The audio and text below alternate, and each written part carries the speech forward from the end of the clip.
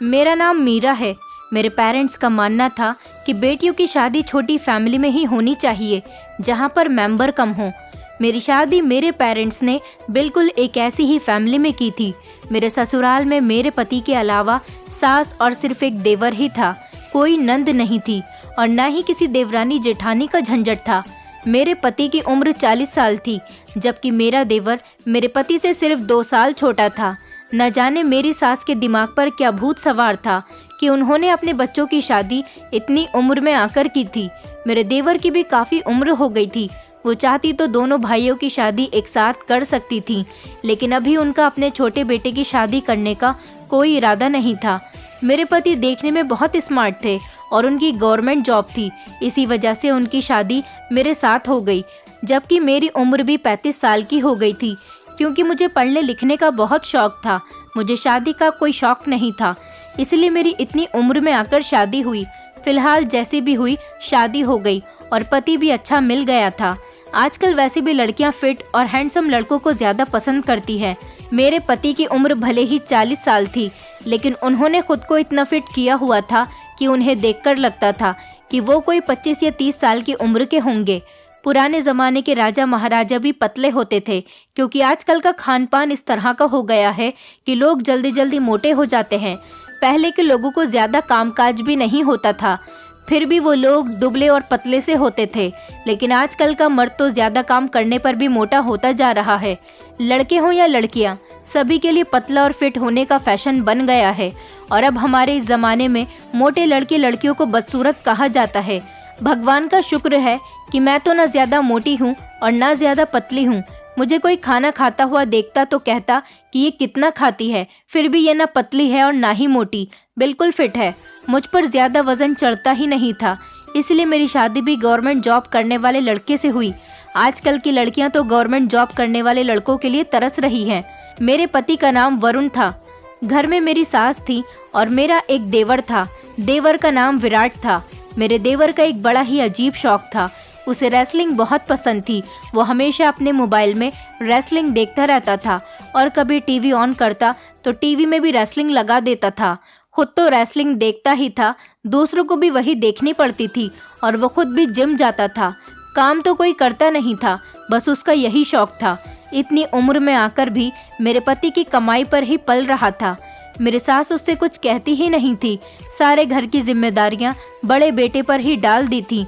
अपने छोटे बेटे से नहीं कहती थी कि नौकरी करो और घर की कुछ जिम्मेदारियां तुम भी संभालो। सब कुछ अकेले बेचारे मेरे पति ही करते थे। मेरा देवर तो बस सारा दिन जिम में गुजारता और जिम से आने के बाद बस मोबाइल में या फिर टीवी में रेसलिंग शो देखा करता था। उसके बाद रात को खुद को कमरे में बंद कर लिया करता था। फिलहाल मेरी ससुराल में कोई ऐसा नहीं था जो मेरी मैरिड लाइफ के बीच में दखलंदाजी करता। मैं अपनी ससुराल में बहुत खुश थी। मेरी सास भी ऐसी नहीं थी जिनको मेरे किसी भी काम से कोई प्रॉब्लम हो।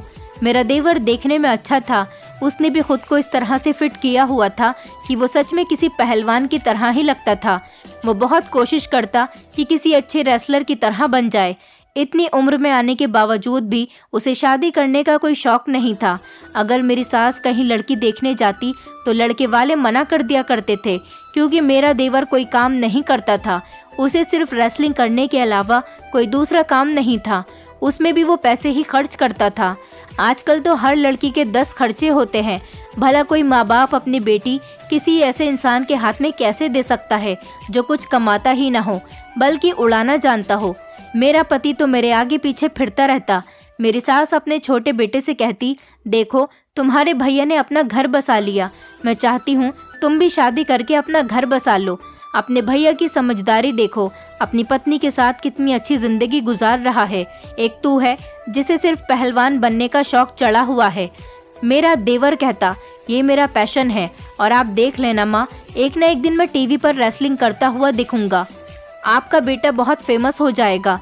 मैं शादी करके अपनी ज़िंदगी को पत्नी और बच्चों के बीच नहीं बांट सकता। मेरी सास कहती थी कि तू ये बातें अपने दिमाग से निकाल दे बेटा, इन सब में कुछ नहीं रखा। कहीं जाकर नौकरी ढूंढ, कुछ कामकाज कर। ये रेसलर बनने में आखिर क्या फ़ायदा है? काम और ज़िंदगी में जुड़ा हुआ पैसा हमेशा काम आता है। ये पहलवानी ज़्यादा दिन नहीं टिकती। उम्र के साथ साथ इंसान का शरीर भी खराब होता चला जाता है, लेकिन नौकरी एक ऐसी चीज़ है जिसे करते करते इंसान की आदत बन जाती है और पैसे भी आते हैं जो हमारे बुरे वक्त में काम आते हैं। अब तुम्हारे भैया की भी शादी हो गई है, एक दिन उसके भी बच्चे होंगे और क्या पता मैं भी इस दुनिया में कब तक जिंदा हूँ। तुम्हारा भाई अपनी फैमिली में बिजी हो जाएगा, उसके बाद तुम्हारा ध्यान कौन रखेगा? मेरे देवर ने कहा, परिवार में कुछ नहीं रखा माँ, हर इंसान को अपना इस दुनिया में नाम कायम करना चाहिए। रेसलर बनकर भी मैं पैसे कमा सकता हूँ। मुझे रेसलिंग का बहुत शौक है माँ, और आप मेरे इस शौक को ख़त्म करने की कोशिश मत करो। फिलहाल जिंदगी के दिन इसी तरह से गुजर रहे थे। एक दिन मैंने देखा कि रात के 2 बज रहे थे और मेरी सास विराट के कमरे पर दस्तक दे रही थी। घर में मेरे देवर का अलग से एक कमरा बना हुआ था। वो बहुत जिद्दी था। उसका कहना था कि मेरा कमरा एक अलग से होना चाहिए, जबकि जो कमरा मेरे पास था वो बहुत छोटा था और मेरे देवर का कमरा मुझसे बड़ा था। मेरे पति ने कई बार अपनी माँ से कहा भी कि मेरी पत्नी का काफ़ी दहेज है, अगर विराट का कमरा हमें मिल जाए तो उसमें मेरी पत्नी का सारा सामान आ जाएगा। उसको कहो कि वो अपना कमरा हमें दे दे और हमारा कमरा खुद ले ले। लेकिन वो अपनी जिद पर अड़ गया, यहाँ तक कि झगड़ने लगा और कहने लगा, नहीं, मैं किसी भी हाल में ये कमरा आपको नहीं दूंगा। मेरी सास कमरे से बाहर खड़ी थी और ज़ोर ज़ोर से दरवाज़ा पीट रही थी। मैं अपनी सास के करीब गई और कहने लगी, क्या हुआ माँ जी, आपको कोई काम है क्या? तो वो कहने लगी कि नहीं बहू, कोई काम नहीं। मैंने कहा, माँ जी आप कुछ परेशान नज़र आ रही हो और रात के इस टाइम पर विराट के कमरे का दरवाज़ा क्यों बजा रही हो? तो मेरी सास मुझसे कहने लगी, हाँ वो विराट कमरे का दरवाज़ा अंदर से बंद करके सो गया। मैंने उससे कई बार मना किया है कि कमरे के दरवाजे को अंदर से बंद करके मत सोया करो, इतनी गर्मी हो रही है। कमरे का दरवाज़ा खुला हुआ होगा तो कमरे के अंदर घुटन महसूस नहीं होगी। लेकिन मेरे कहने के बावजूद भी वो अंदर से कमरे के दरवाजे को बंद करके ही सोता है। मैंने कहा, हाँ माँ जी, इतनी गर्मी में विराट को कमरे का दरवाज़ा अंदर से बंद करके सोने की क्या ज़रूरत है? मैं तो शादीशुदा हूँ और एक औरत हूँ। इतनी गर्मी होने के बावजूद हम लोग कमरे का दरवाज़ा बंद करके नहीं सोते, जबकि मेरा देवर तो अकेला है। उसे क्या ज़रूरत पड़ गई है कि कमरे का दरवाज़ा बंद करके सोने की? ये तो शादीशुदा लोगों पर अच्छा लगता है कि दरवाज़ा बंद करके सो जाएं, लेकिन इतनी ज़्यादा गर्मी में तो हम लोग भी दरवाज़ा बंद करके नहीं सो रहे। दरवाज़ा बंद करने से कमरे के अंदर घुटन पैदा हो जाती है और गर्मी लगने लगती है। और इस घर के किसी भी कमरे में एसी भी नहीं है। इस घर में सिर्फ हम 4 मेंबर ही तो हैं। विराट अपनी माँ का बेटा है, चाहे तो अपनी माँ के कमरे में भी सो सकता है, जबकि मेरी सास तो अकेली ही सोती है क्योंकि मेरे ससुर इस दुनिया में नहीं हैं। मैंने कहा, माँ जी रहने दीजिए, रात के 2 बज रहे हैं, इस टाइम विराट गहरी नींद में होगा, इसलिए दरवाज़ा नहीं खोल रहा। मेरी सास ने कहा, हाँ कह तो तुम ठीक रही हो, गहरी नींद में ही सो रहा होगा, वरना उठकर ज़रूर दरवाज़ा खोल देता। चलो तुम परेशान मत हो, तुम भी जाकर सो जाओ। मैंने दिल में सोचा, परेशान तो आप मुझे लग रही हो, लगता है आपको अपने बेटे पर भरोसा नहीं, और उसकी नींद भी इतनी पक्की है कि इतनी ज़ोर ज़ोर से दरवाज़ा पीटने पर भी उसकी आंख नहीं खुली। सुबह हुई तो मैंने अपने देवर से पूछा, रात को तुम क्या कर रहे थे? माँ जी तुम्हारे लिए इतना परेशान हो रही थी। रात के 2 बजे के टाइम पर उन्होंने बहुत देर तक तुम्हारा दरवाज़ा पीटा। ये बात सुनकर वो घबरा गया और कहने लगा, भाभी मैं तो सो रहा था, मैं शायद गहरी नींद में सो रहा था, इसलिए मुझे आवाज़ नहीं आई होगी। मैंने कहा, विराट तुम्हारी इतनी गहरी नींद कैसे हो सकती है, जबकि मर्द की नींद तो बहुत कच्ची होती है। मैंने हंसकर अपने देवर से कहा, चलो कोई बात नहीं, खूब सो लो शादी से पहले, जब शादी हो जाएगी तो पत्नी और बच्चे सोने नहीं देंगे। मेरी ये बात सुनकर मेरा देवर कहने लगा, भाभी मुझे शादी करने का कोई शौक नहीं, माँ तो मेरी शादी करवाने की बहुत कोशिश में लगी हुई है, और आपकी शादी पर उन्होंने मेरे लिए एक लड़की पसंद की थी। जब लड़के वालों ने मुझे देखा तो उन्होंने मुझसे मेरी नौकरी के बारे में पूछा, लेकिन मैंने उनको अपनी नौकरी के बारे में नहीं बल्कि अपने पैशन के बारे में बता दिया। मेरी बात सुनकर वो बहुत चौंक गए और उन्होंने रिश्ते के लिए फौरन इनकार कर दिया। मैंने अपने देवर से कहा, तुम कितना जिम करोगे, इतना तो फिट हो, और तुम्हें रेसलर बनने का क्या भूत सवार है, शादी करो और नॉर्मल लाइफ जियो। लेकिन मैं एक बात नोट कर रही थी, मेरा देवर जिम जाता था, इसीलिए डाइटिंग करता था, जिम जाने वाले लोग तो बिल्कुल फिट होते हैं, लेकिन मेरे देवर का वजन धीरे धीरे बढ़ता चला जा रहा था और वो रोज रोज मुझे पहले से ज्यादा मोटा लगने लगा था। उसकी शक्ल भी अजीब सी होती जा रही थी। उसको देखकर लगता था कि जैसे वो कोई बहुत उम्रदार आदमी है। वो मेरे पति का छोटा भाई था, जबकि मेरे पति उसके सामने छोटे लगने लगे थे। मैं रात को जब अपने पति से बातें करने बैठती तो अपने देवर के बारे में उनको बताती थी, लेकिन मेरे पति यही कहते कि तुम उसके मैटर में मत बोला करो, तुम बस अपने पति पर ध्यान दिया करो। मेरे पति मुझसे बहुत प्यार करते थे, मुझे बहुत अच्छा लगता था। वो हमेशा मुझसे प्यार भरी बातें किया करते थे। उनके ऊपर घर की बहुत सारी जिम्मेदारियां थीं। वो मेरे लिए ज़्यादा महंगे गिफ्ट तो नहीं, बल्कि मेरी हर डिमांड को पूरा ज़रूर करते थे। उनका स्टाइल बहुत अच्छा था।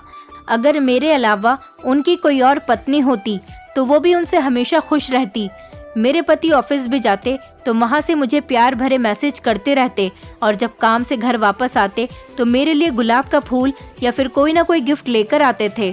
वो हर दूसरे तीसरे दिन मुझे डिनर पर लेकर जाते और मूवी भी दिखाने लेकर जाते थे। मेरे पति बहुत ही ज़्यादा रोमांटिक थे। सुना है कि इस एज में आने वाले लड़के और लड़कियां कुछ ज़्यादा ही रोमांटिक होते हैं। कुछ इसी तरह के हम दोनों पति पत्नी भी थे। रात को अकेले रूम में बैठकर हम दोनों पति पत्नी लव स्टोरीज की मूवीज़ देखा करते थे। हम दोनों पति पत्नी इस तरह से एक दूसरे के साथ रहते थे जैसे हम दोनों की लव मैरिज हुई हो। मेरे ससुराल में ये रूटीन था कि मेरी सास और देवर टाइम से एक दूसरे के साथ बैठकर खाना खा लिया करते थे। उनके घर आने का इंतज़ार करती थी। जब वो आ जाते तो हम दोनों पति पत्नी एक साथ बैठकर एक ही प्लेट में खाना खाया करते थे। सुबह को जब मैं अपनी सास के लिए नाश्ता बनाती तो उनको नाश्ता करवा देती थी। मेरे पति लेट ड्यूटी पर जाते थे, इसीलिए मैं उनके जागने का इंतज़ार करती थी। जब मेरे पति जागते तो हम दोनों एक साथ बैठकर नाश्ता करते थे। मैं देर तक अपने पति के लिए भूखी रहती थी। इस तरह दोपहर को मैं खाना बना देती थी, और जब मेरे पति शाम को 4 बजे ड्यूटी ऑफ करके घर आते तो हम दोपहर का खाना 4 बजे ही खाते थे। बाकी मेरी सास और देवर तो नॉर्मल 1 या 2 बजे के टाइम पर खाना खा लिया करते थे। उसके बाद जब मैं रात का खाना बनाती तब भी हम दोनों पति पत्नी एक साथ बैठकर ही खाना खाते थे। मेरे देवर और सास जल्दी खाना खाकर अपने अपने कमरों में लेट जाया करते थे, लेकिन मेरे पति की आदत थी कि वो दोपहर का खाना शाम के 4 बजे खाते तो रात का खाना भी लेट ही खाते थे। इसलिए मैं अपने पति की खातिर उनके साथ ही खाना खाती थी। एक दिन रात के 9 बजे के टाइम पर मैंने अपनी सास और देवर को खाना दे दिया।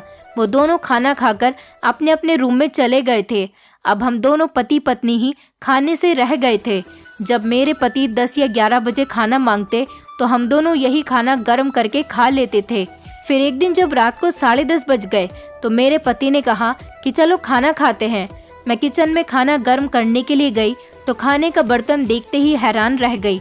खाने का बर्तन तो बिल्कुल खाली पड़ा हुआ था, जबकि मुझे अच्छी तरह से याद था कि मैंने खाना छोड़ा था।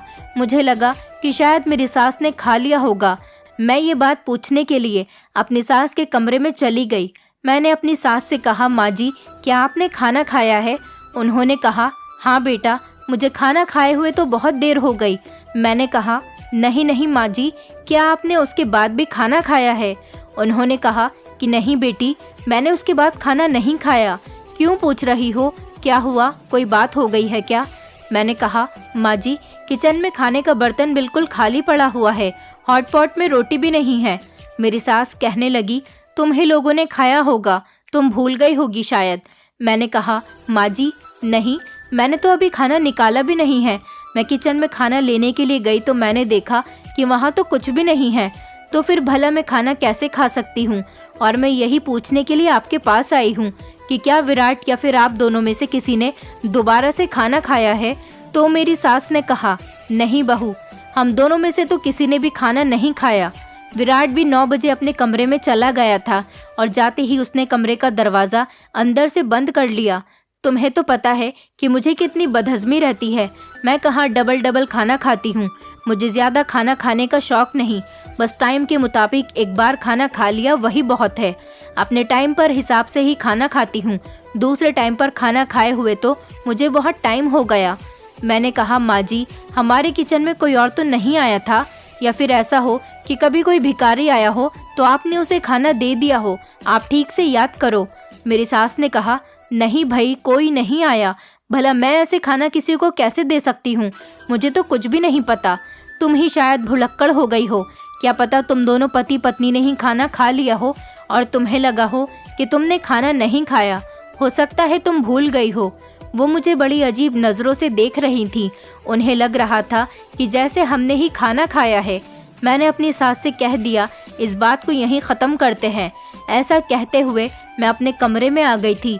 भूख तो बहुत तेज़ लग रही थी, लेकिन अब क्या कर सकते थे। मेरी सास को तो कुछ भी नहीं पता था। उल्टा वो तो मुझे ही समझा रही थी कि मैंने ही खाना खाया है। मैं अपने पति के पास गई और उनसे कहा कि बाज़ार से कुछ ऑर्डर कर दो, घर का खाना ख़त्म हो गया। मेरे पति ने मेरी बात को ज़्यादा सीरियस नहीं लिया और मोबाइल उठाकर खाना ऑर्डर कर दिया। आधे घंटे बाद ही खाना डिलीवर हो गया। मैंने वो खाना सर्व किया और हम दोनों ने खाना खाया। अब हर दिन इसी तरह से होने लगा। हमारे घर में कोई ना कोई खाने की चीज़ गायब हो जाती। मैं हमेशा परेशान रहा करती थी। जब भी अपनी सास से इस बारे में पूछती तो वो कहती कि तुम कैसी बातें करती हो, हमेशा खाने के बारे में ही मुझसे कोई ना कोई टॉपिक लेकर बैठ जाती हो। उनका कहना था कि मुझे कुछ नहीं पता किसने क्या खाया और क्या नहीं। मैं तो जल्दी खाना खाकर अपने कमरे में आराम करने के लिए आ जाती हूँ। बाकी घर की देखभाल तो तुम ही करती हो, इसलिए इस बारे में तुम्हें ही पता होना चाहिए। मैं बड़ी परेशान हो गई थी कि हर रोज़ हमारे घर से कोई ना कोई खाने की चीज़ गायब हो रही थी। मेरा देवर तो डाइटिंग कर रहा था, तो वो इस तरह का काम नहीं कर सकता था। वो ज़्यादातर अंडे, दूध और शेक बनाकर ही पीता था और खाना भी एक टाइम ही खाता था, जबकि दोपहर का खाना तो उसने बिल्कुल बंद किया हुआ था। उसे तो रेसलर बनने का बहुत शौक था और आजकल तो उसका शौक जुनून की हद तक था। मेरी सास मेरे देवर का रिश्ता करना चाहती थी। मेरा देवर रात को जल्दी ही कमरे के अंदर चला जाता और अंदर जाते ही कमरे का दरवाज़ा बंद कर लेता। ये बात मेरी सास को बहुत खलने लगी थी। उनका कहना था, आखिर कब तक मेरा बेटा इस तरह से अकेलेपन वाली ज़िंदगी गुजारता रहेगा। जैसे मेरा बड़ा बेटा अपनी पत्नी के साथ हंसी मजाक करता हुआ अच्छा लगता है, मैं भी यही चाहती हूँ कि इसी तरह से मेरा छोटा बेटा भी अपनी फैमिली के साथ बिजी हो जाए। मुझसे अपने बेटे का ये अकेलापन नहीं देखा जाता। यही सब सोचते हुए मेरी सास ने एक दो लोगों से मेरे देवर के रिश्ते की बात की। एक दिन पता चला कि लड़की वाले हमारे घर रिश्ता लेकर आ रहे हैं। मैंने अपने देवर को बता दिया था कि आज तुम जिम नहीं जाना, आज तुम्हें लड़की वाले देखने के लिए आ रहे हैं। उनके साथ अच्छी तरह से पेश आना, क्योंकि माँ जी चाहती हैं कि वो तुम्हारा भी घर बसता हुआ देख सके। लेकिन ये बात सुनकर मेरा देवर बहुत ज़्यादा गुस्से में आ गया। वो पागलों जैसी हरकतें करने लगा। उसे देखकर तो मैं डर गई थी। वो मुझ पर ज़ोर ज़ोर से चिल्लाने लगा और कहने लगा, मैं शादी नहीं करना चाहता हूँ। मैं उसकी बातें सुनकर बहुत डर गई। वो गुस्सा करने के बाद अपने कमरे में चला गया। मैंने जाकर ये सारी बात अपनी सास को बताई तो मेरी सास भी बहुत डर गई। उन्होंने फ़ौरन फ़ोन करके रिश्ते वालों से इनकार कर दिया, जो लोग हमारे घर पर मेहमान बनकर मेरे देवर को देखने के लिए आ रहे थे। अब उन लोगों को हमारे घर आने से रोक दिया गया था। ऐसा इसीलिए किया क्योंकि मेरी सास नहीं चाहती थी कि बाहर वाले लोगों के सामने मेरा देवर हमारे परिवार की इज्जत को मिट्टी में मिला दे। इस बात से मेरी सास की आंखों में आंसू आ गए थे। उनका कहना था कि ना जाने मेरे छोटे बेटे के दिमाग पर ये रेसलर बनने का भूत कहाँ से सवार हो गया और ना जाने क्यों वो ऐसी ऐसी हरकतें करने लगा है। मैं तो उसकी शादी करना चाहती हूँ, उसका घर बसते हुए देखना चाहती हूँ, लेकिन शायद मेरा छोटा बेटा मेरे इस सपने को पूरा नहीं करना चाहता। कोई बात नहीं, कुछ दिन जा रहे हैं, उसके बाद तो मैं इससे जिद करूंगी और कहूंगी कि तुम्हें शादी करनी ही पड़ेगी। आज तो मैंने लड़की वालों को घर आने से रोक दिया, लेकिन आगे से ऐसा कुछ भी नहीं होगा। मेरे देवर को ऐसा नहीं करना चाहिए था। मुझे भी इस बात पर बहुत गुस्सा आया था। उसने अपनी भाभी के साथ बदतमीजी की थी और अपनी माँ का दिल दुखाया था। मेरी सास ने रात के टाइम पर मेरे पति को बुलाया और उन्होंने मेरे पति से कहा कि बेटा, तुम ही अपने छोटे भाई को समझाओ। मैं तो बीमार रहती हूँ, अगर मेरे सामने इसकी शादी नहीं हुई तो ना जाने मेरे बाद ये क्या करेगा। लेकिन इसे तो सिर्फ पहलवान बनने का शौक है, न जाने ये पहलवान बनकर क्या करेगा। मुझे हमेशा इसकी फिक्र लगी रहती है। तुम इसे समझाओ कि ये शादी कर ले और अपना घर बसा ले। इसकी शादी की उम्र हो गई है। इस उम्र में अगर इसकी शादी नहीं हुई तो आगे आने वाले टाइम में बहुत दिक्कतों का इसको सामना करना पड़ेगा। मेरे पति ने कहा, ठीक है माँ, मैं उसे ज़रूर समझाऊंगा। मेरे पति अगले ही दिन अपने भाई से बात करने के लिए उसके कमरे में चले गए। मेरे पति ने अपने भाई को समझाया कि तुम जल्दी ही शादी कर लो, माँ हमेशा तुम्हारे लिए परेशान रहती है। लेकिन उसने अपने बड़े भाई की भी कोई बात नहीं सुनी। वो तो मोबाइल में रेसलिंग देखने पर इतना ज़्यादा बिजी था कि उसने अपने भाई की सारी बातों को इग्नोर कर दिया, बल्कि उनकी किसी बात को ढंग से सुना ही नहीं। मेरे पति बेवजह की बातें करके वापस आ गए, क्योंकि उन्हें पता था कि ये उनके भाई का शौक है और वो उसे कभी ख़त्म नहीं कर सकता। वो अपना माथा पीटते हुए विराट के कमरे से बाहर निकल आए थे। उन्होंने कहा कि विराट से बात करने का कोई फ़ायदा नहीं, जो भी उससे बात करेगा सिर्फ अपना टाइम ही वेस्ट करेगा। मेरे देवर की हरकतें सच में बहुत अजीब अजीब सी होने लगी थी। वो इन दिनों डाइटिंग कर रहा था, लेकिन फिर भी बहुत मोटा लगने लगा था, जैसा कि उसको पहलवान बनने का शौक था। उस हिसाब से तो वो बिल्कुल किसी मोटे आदमी जैसा लगने लगा था, क्योंकि पहलवानों का वजन ज़्यादा होता है और वो बिल्कुल फिट होते हैं। लेकिन मेरा देवर तो मोटा होता चला जा रहा था। उसका पेट भी निकल रहा था और उसके हाथ पैर भी मोटे मोटे हो रहे थे। वो फूलता चला जा रहा था। मुझे याद आया कि मेरा देवर इतनी घुटन भरी गर्मी में भी रोज़ रात को कमरा बंद करके सोता है। मैंने अपने देवर से एक दिन सवाल किया कि तुम कमरा बंद करके क्यों सोते हो? मेरे देवर ने कहा, क्योंकि मैं दरवाज़ा बंद करके काफ़ी टाइम तक एक्सरसाइज करता रहता हूँ, उसके बाद ही सोता हूँ। उसने कहा, भाभी आपको तो पता है कि मुझे एक्सरसाइज करना कितना पसंद है, फिर भी आप मुझसे ये सवाल कर रही हो। मेरे देवर की शक्ल देखकर मुझे साफ साफ पता चल रहा था कि वो मुझसे झूठ बोल रहा है। मुझे नहीं लगता था कि वो कमरे में बंद होकर एक्सरसाइज करता था। मुझे तो कुछ गड़बड़ नज़र आ रही थी। कुछ ना कुछ तो गड़बड़ ज़रूर थी कि वो कमरे का दरवाज़ा बंद करके क्यों सोता था। एक दिन हमारे घर पड़ोस के मेहमान आ गए। वो लोग काफ़ी सारी मिठाइयाँ भी लेकर आए थे, क्योंकि दिवाली का सीज़न चल रहा था। वैसे तो हमारे घर पर ज़्यादा मेहमान नहीं आते थे, लेकिन आस पड़ोस के लोग काफ़ी मेल मोहब्बत रखने वाले थे। पड़ोस के लोग हमारे घर पर जब भी आते कुछ न कुछ खाने पीने की चीज़ें ज़रूर लेकर आते थे। मुझे और मेरे पति को मिठाई बहुत पसंद थी। हम दोनों ही मीठे के बहुत शौकीन थे। जब हमारे पड़ोस से मिठाई आई तो मैंने सोचा कि रात को हम दोनों पति पत्नी बैठकर खाएंगे, और थोड़ी मिठाई मैंने अपनी सास को दे दी और बाकी की मिठाई लेकर पूरा डब्बा फ्रिज में रख दिया। फिर पड़ोसियों के साथ बहुत देर तक बातें की। उसके बाद वो लोग चले गए। जब रात हुई तो मैंने अपने पति से कहा कि आज हमारे पड़ोस से बहुत सारी मिठाई आई है और फ्रिज में कोल्ड ड्रिंक भी रखी हुई है। कोल्ड ड्रिंक पियेंगे और साथ साथ मिठाई भी खाएंगे। मेरे पति ने कहा कि ठीक है, ले आओ, वैसे भी मुझे मिठाई बहुत पसंद है।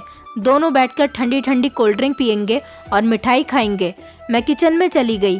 जैसे ही मैंने कोल्ड ड्रिंक और मिठाई निकालने के लिए फ्रिज खोली तो फ्रिज देखते ही मेरे होश उड़ गए। फ्रिज के अंदर कुछ भी नहीं पड़ा था, ना तो मिठाई थी और ना ही कोल्ड ड्रिंक। दोनों ही चीज़ें गायब थी। उस टाइम तो मेरा देवर और सास भी सो रहे थे, लेकिन मैं अभी थोड़ी देर पहले ही तो किचन में आई थी, तो मैंने दोनों चीज़ों को फ्रिज में रखा हुआ देखा था, लेकिन अब फ्रिज में कुछ भी नहीं पड़ा था। ऐसा कैसे हो सकता था कि थोड़ी देर पहले कोल्ड ड्रिंक और मिठाई दोनों चीज़ें फ्रिज के अंदर थी और अब दोनों चीज़ें गायब हैं। मैं इस बारे में किसी से पूछ भी तो नहीं सकती थी। मैं खाली हाथी किचन से कमरे की तरफ वापस चली गई। मेरे पति ने मेरी तरफ देखते हुए कहा, क्या हुआ, कहाँ है कोल्ड ड्रिंक और मिठाई? तुमने तो कहा था कि कोल्ड ड्रिंक और मिठाई रखी हुई है। मैंने कहा, हाँ, कोल्ड ड्रिंक और मिठाई दोनों ही चीज़ें फ्रिज में रखी हुई थीं, लेकिन अब ना जाने कहाँ चली गईं। मेरे पति ने कहा कि माँ या फिर विराट में से किसी ने खा ली होगी। उन दोनों में से किसी का मन कर गया होगा खाने का। तुम इस बारे में अब किसी से मत पूछना। मैं नहीं चाहता कि माँ को ऐसा लगे कि हम घर में खाने पीने की चीज़ों पर नज़र रखते हैं। मैं ऑफिस से आते हुए मिठाई और कोल्ड ड्रिंक लेता हुआ आ जाऊंगा। मैंने कहा कि मैंने माँ जी को खाने के लिए अलग से मिठाई दी थी और विराट को भी। वो दोनों अपने अपने हिस्से की मिठाई खा गए। मेरे पति ने मेरी तरफ घूरते हुए देखा और कहने लगे कि मैंने तुम्हें कहा ना कि मैं कल दोनों चीज़ें ले आऊँगा। मैंने कहा ठीक है, ले आना, लेकिन माँ या विराट दोनों में से किसी को ये तो सोचना चाहिए कि हमारे हिस्से की चीज़ खाने से पहले एक बार उन्हें हमारी परमिशन तो लेनी चाहिए थी ना। मेरे पति ने कहा, मैंने कहा ना, अब इस बात को इग्नोर करो। मैंने अपने पति से कहा, चलो ठीक है, आप मेरे लिए कल मिठाई ले आना। लेकिन मैं हैरान रह गई कि मेरी सास और देवर ने क्या किया था। उन्हें ऐसा नहीं करना चाहिए था। किसी की चीज़ भी बिना परमिशन के नहीं लेनी चाहिए। मैंने अपने पति से यही बात कही कि आप फिर से अपने भाई को समझाकर देखो कि वो शादी कर ले। मेरे पति ने कहा, तुम्हें तो पता है कि उसके दिमाग पर रेसलिंग का भूत सवार है। मैंने तो विराट को कई बार समझाया, अब जब वो समझने के लिए तैयार ही नहीं तो मैं क्या करूं? मैंने अपने पति से कहा, न जाने आपका भाई क्यों नहीं समझता कि उसे भी अपनी शादी कर लेनी चाहिए। रेसलर बनने के चक्कर में न जाने उसने अपना क्या हाल बना लिया। वो दिन ब दिन मोटा होता चला जा रहा है। आने वाले टाइम में वो और भी ज्यादा मोटा हो गया तो उसकी शादी के चांसेस बिल्कुल खत्म हो जाएंगे। मेरे पति ने मुझे बताया कि तुम्हें पता है विराट उम्र में मुझसे बड़ा है। ये सुनकर तो मैं बहुत हैरान रह गई। इसका मतलब कि वो मेरा जेठ है और मैं उसे अपना देवर समझती रही हूँ। मैंने तो सुना था कि वो तो आपसे 2 साल छोटा है। मेरे पति ने कहा कि जब रिश्ता तय होता है तो आपस में इस तरह की बातें हो जाती हैं, लेकिन मेरा भाई मुझसे 4 साल बड़ा है। बस रेसलर बनने के चक्कर में ये शादी नहीं करना चाहता। माँ अकेली थी और घर का सारा काम उनको करना पड़ता था। विराट शादी के लिए राजी नहीं हो रहा था। मैंने अपने पति से कहा, फिर तो विराट की शादी करवाना बहुत ज़रूरी है, क्योंकि उसकी इस हिसाब से काफ़ी उम्र हो गई और उसकी उम्र भी उसके चेहरे से साफ नज़र आने लगी है। मैं इस बात से हैरान रह गई। मैंने इस बारे में अपनी सास से कोई बात नहीं की। मेरे पति ने मुझे मना किया था कि किसी को कुछ मत बताना।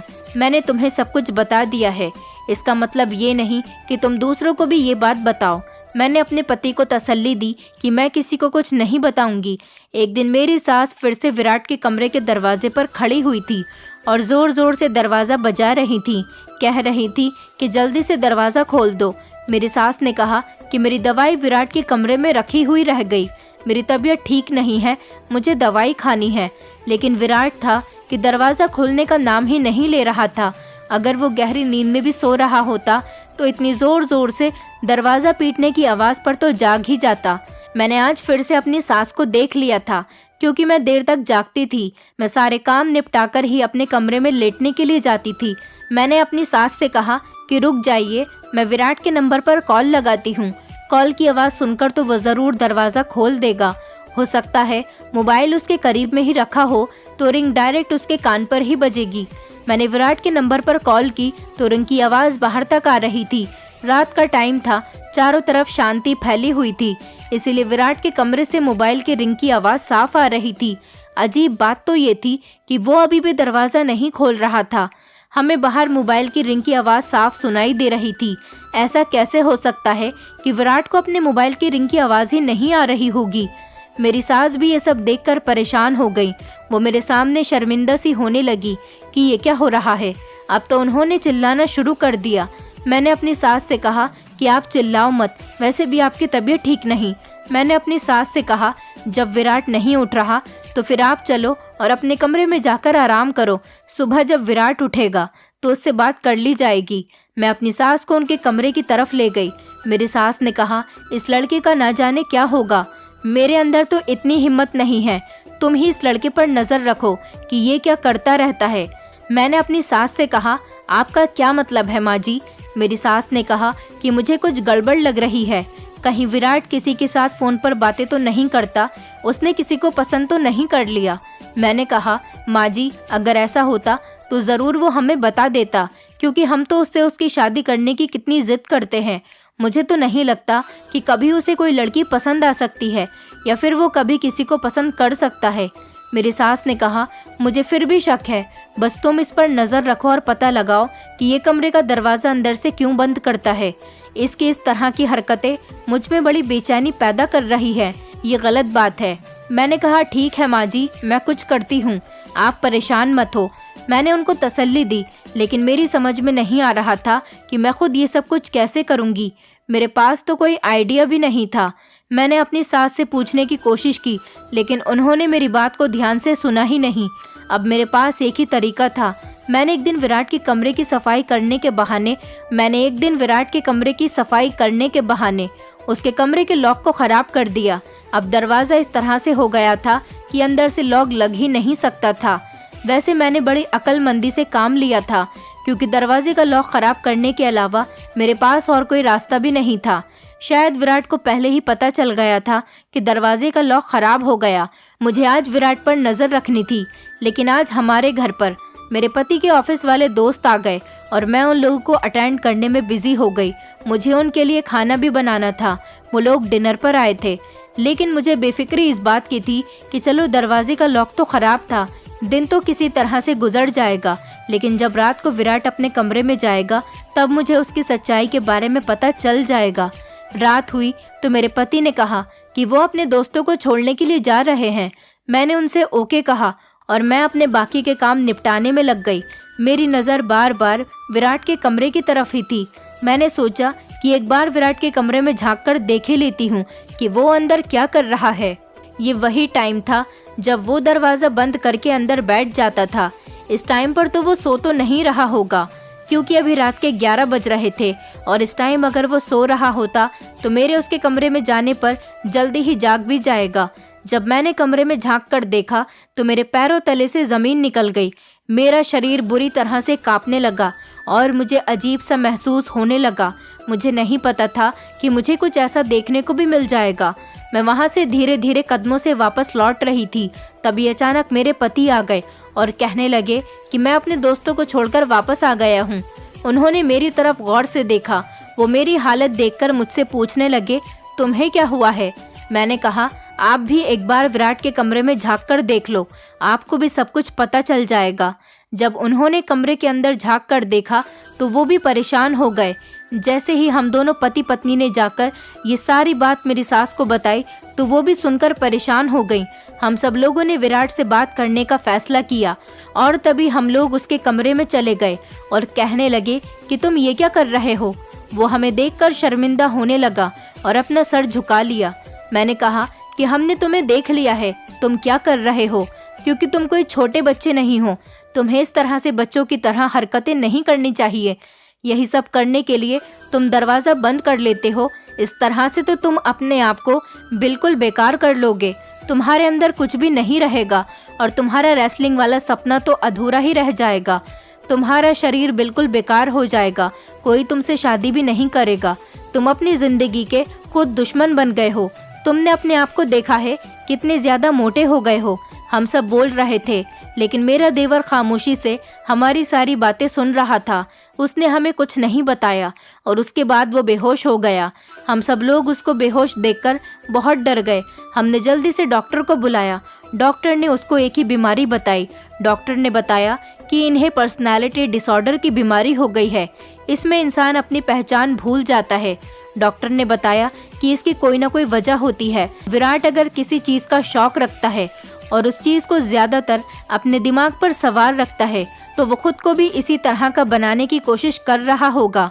हमने डॉक्टर को बताया कि उसे रेसलिंग का बहुत शौक है और हमेशा वो अपने मोबाइल में और टीवी में रेसलिंग देखता रहता है। डॉक्टर ने बताया कि यही वजह है कि रेसलर बनने के लिए विराट ज़्यादा खाना खाता है, अपना वज़न बढ़ा रहा है। रेसलिंग उसके दिमाग पर सवार हो गई। पर्सनैलिटी डिसऑर्डर एक ऐसी बीमारी है जिसमें इंसान पागलों जैसी हरकतें करने लगता है और अपनी पहचान को भूल जाता है, और यही सब कुछ विराट भी कर रहा था। वो अपनी खुद की पहचान को भूल चुका है और रेसलर की तरह रिएक्ट करने लगा और अंदर ही अंदर वो लड़का डिप्रेशन का शिकार होता चला जा रहा है। मुझे अब समझ आ गया था कि विराट अपने कमरे में क्या कर रहा था। विराट कमरे में बैठकर मेहमानों के आगे का बचा हुआ खाना पागलों की तरह खा रहा था। वो कोई नॉर्मल इंसान नहीं लग रहा था, बल्कि कोई पागल लग रहा था। डॉक्टर ने हमें एक अच्छा साइकेट्रिस्ट सजेस्ट किया और हमने विराट का इलाज साइकेट्रिस्ट से करवाया। कुछ दिनों बाद विराट पूरी तरह से ठीक हो गया। उसकी अजीब अजीब हरकतें भी ठीक हो गई थी।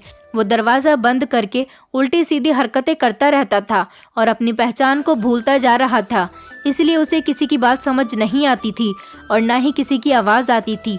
उसे लगता था कि मैं अपनी एक अलग पहचान और एक अलग दुनिया में हूँ, इसलिए वो किसी की बात सुनने के लिए तैयार नहीं रहता था। 3-4 महीने इलाज करने के बाद विराट की तबीयत बिल्कुल ठीक हो गई और वो अपनी नॉर्मल लाइफ पर आ गया। जब वो नॉर्मल हो गया तो अपनी माँ की बात पर गौर करने लगा। उसने नौकरी करना भी शुरू कर दिया और शादी भी कर ली। अब वो खुशी खुशी ज़िंदगी गुजार रहा है और हम लोग भी अपने परिवार के साथ बहुत खुश हैं। दोस्तों, उम्मीद करती हूँ आपको हमारी कहानी पसंद आई होगी। कहानी पसंद आई है तो वीडियो को लाइक करें, चैनल पर नए हैं तो चैनल को सब्सक्राइब करें और हाँ, नोटिफिकेशन बेल को ज़रूर दबाएं ताकि अगली अपडेट सबसे पहले आपको मिले।